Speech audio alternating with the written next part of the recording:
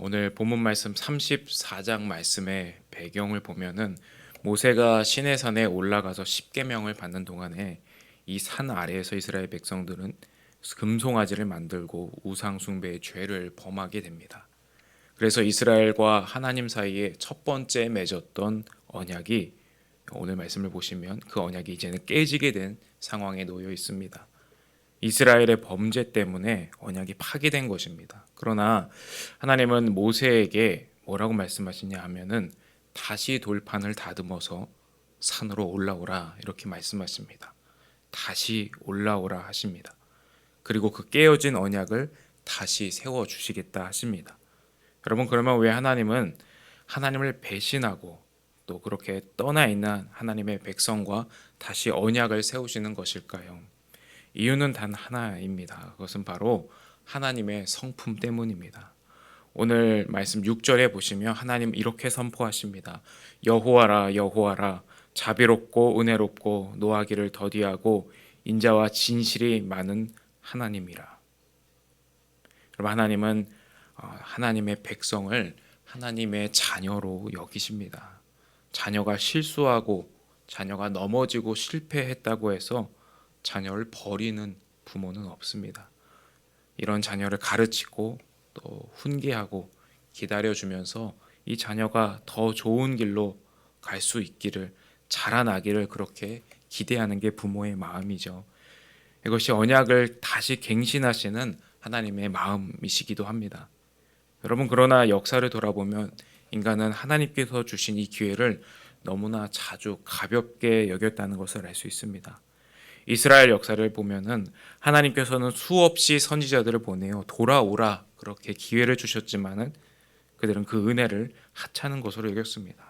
그래서 결국엔 자기 생각대로, 자기의 욕망대로 그렇게 살아가고 그것이 자유라고 착각했습니다.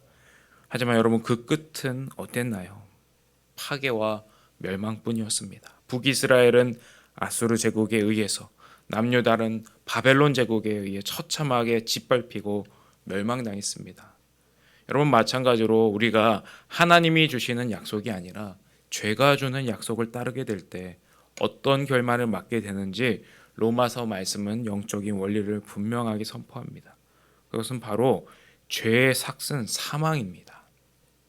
쉽게 말해 죄가 인류에게 주는 보상은 죽음뿐이라는 것입니다. 그런데 여러분, 죄는 아주 교활한 사기꾼 같습니다. 처음부터 우리에게 너는 죽을 것이다 이렇게 말하지 않습니다. 오히려 반대로 하나님이 없이 살면 더 많은 것을 소유할 수 있어. 하나님이 없이 살면 더 빨리 성공할 수 있어. 하나님이 없이 살면 더 높이 올라가고 너의 힘으로 얼마든지 위대해질 수 있다. 그렇게 속삭입니다. 여러분, 그래서 많은 사람들이 이 죄의 약속에 속아 넘어갑니다. 하지만 죄가 주는 마지막 청구서는 영원한 죽음입니다. 죄는 인간을 철저히 속이고 결국에는 파멸과 죽음이라는 보상을 안겨줍니다. 여러분, 그래서 바로 이런 절망적인 인류를 위해서 우리 주 예수 그리스도께서 오셨습니다. 거짓된 약속을 쫓다가 영원한 사망으로 질주하는 우리를 멈춰 세우시기 위해서 예수님은 자신의 모든 생명을 걸으셨습니다. 여러분, 그래서 십자가는 죄의 삭신 사망을 예수님이 대신 예수님의 생명으로 지불하신 사건입니다. 여러분, 그래서 우리가 지금 누리고 있는 모든 구원의 은혜와 혜택은 예수님의 철저한 희생과 예수님의 순종 위에 세워져 있다는 것을 우리는 기억해야 됩니다. 여러분, 그래서 이 은혜를 진짜 아는 사람은 이전과 똑같이 살 수가 없습니다. 사도 바울이 갈라디아서 말씀에서 고백한 것처럼 내가 그리스도와 함께 십자가에 못 박혀서 이제는 내가 사는 것이 아니라 내 안에 그리스도께서 사시는 것이다. 여러분, 이것이 바로 구원받은 사람의 정체성입니다. 옛사람의 본성과 욕심과 욕망이 죽고 내 안에 살아계신 예수님의 성품과 그분의 뜻이 흘러나오는 삶, 그것이 성도의 삶입니다. 여러분, 그렇다면 다시 기회를 얻은 우리는 어떻게 이 은혜에 응답하며 살아가야 할까요? 그 첫 번째는 하나님의 성품을 따라서 자비로운 삶을 살아야 합니다. 여러분, 하나님께서는 자비로우시기 때문에 우리를 놓지 않으시고 구원하십니다. 1만 달란트 빚진 자가 탕감받았다면 100데나리온 빚진 자를 용서하는 것이 우리의 마땅한 반응입니다. 내가 누군가에게 자비를 베푸는 것은 내 인격이 조금 더 나아졌기 때문이 아니라 나도 하나님께 감당하지 못할 자비를 입은 사람입니다. 그런 신앙 고백이 들어있기 때문입니다. 여러분의 가정에서 또 일하시는 일터에서 여러분 이 자비의 마음을 흘러 보내실 수 있기를 바랍니다. 두 번째, 하나님이 주신 기회를 낭비하지 말고 그 은혜 안에서 우리는 자라나야 합니다. 여러분, 기독교 신앙은 단지 우리가 지옥 가는 대신에 천국 가는 보험 하나 들어두는 그런 정도의 믿음이 아닙니다. 구원은 우리를 거룩한 성장의 자리로 부릅니다. 예수님은 우리를 선한 일을 위해 지으셨고 우리의 삶이 하나님의 영광과 또 찬송이 되기를 기다리고 계십니다. 여러분, 그래서 신앙생활을 축구 경기에 비유해 본다면 우리가 실수해서 인생의 골대에 자책골을 넣을 때가 있습니다.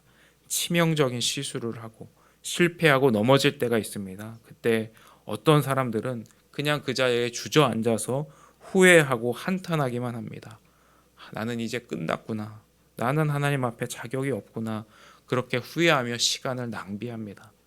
여러분, 그러나 하나님이 정말 그걸 원하시는 걸까요? 물론 죄에 대하여 우리는 안타까워하고 우리가 자책하는 마음은 있어야 하지만 자책골을 넣었다고 주저앉아 경기를 포기하면 안 됩니다. 다시 일어나서 다시 우리에게 주어진 삶과 그 경기에 임해야 합니다. 왜냐하면 우리에게는 부활의 신앙이 있기 때문입니다. 여러분, 부활이 무엇을 우리에게 가르칩니까? 가장 밑바닥의 실패와 죽음의 자리에서도 하나님께서는 생명을 만들어내시는 하나님의 은혜와 능력을 보이십니다. 여러분, 하나님은 우리의 실수와 실패조차도 그것이 모든 것이 합력해 선을 이루게 만드십니다. 우리의 실수가 하나님의 계획을 망칠 수 없습니다. 중요한 것은 우리가 넘어진 그 자리에서 낭망하고 쓰러지는 것이 아니라 다시 일어나는 것입니다. 하나님이 우리를 부르신 그 믿음의 자리에까지 우리를 부르신 그 소명의 목적지를 향해 다시 달려가는 것입니다. 여러분 각자에게 주어진 그 믿음의 선한 싸움에서 예수님을 의지하여 승리하실 수 있기를 주님의 이름으로 축복합니다. 기도하겠습니다. 하나님 아버지, 우리를 예수 그리스도 안에서 품으시고 용납하시는 하나님의 자비와 은혜에 감사드립니다. 하나님, 우리도 하나님의 그 자비를 닮아 세상 가운데에서 가족들에게, 우리가 만나는 이웃들에게, 형제 자매들에게 하나님의 자비와 용서를 베풀 수 있도록 우리 가운데 성령님 넉넉한 마음을 허락하여 주옵소서. 하나님, 우리를 부르신 하나님의 은혜를 기억하여 우리의 믿음이 날마다 더욱 성숙해지고 성장해 갈 수 있도록 성령님 우리에게 능력을 공급하여 주시옵소서. 예수님의 이름으로 기도합니다. 아멘. 오늘도 우리에게 주신 말씀을 붙잡고 기도할 수 있기를 바랍니다. 오늘은 월요일로 교회와 각 기관들을 위하여 기도하는 날입니다. 다가오는 2026년 새해에 하나님께서 세우신 기관들, 또 우리 교회가 준비하고 있는 교회 여러 사역들과 사명 가운데 하나님께서 은혜를 주셔서 맡기신 모든 사역과 사명을 잘 감당할 수 있도록, 또 세워진 모든 기관들이 하나님의 은혜 안에서 충성할 수 있도록 기도해 주시고, 또 각자 가져오신 기도의 제목으로 기도하시다가 평안 가운데 돌아가실 수 있기를 바랍니다.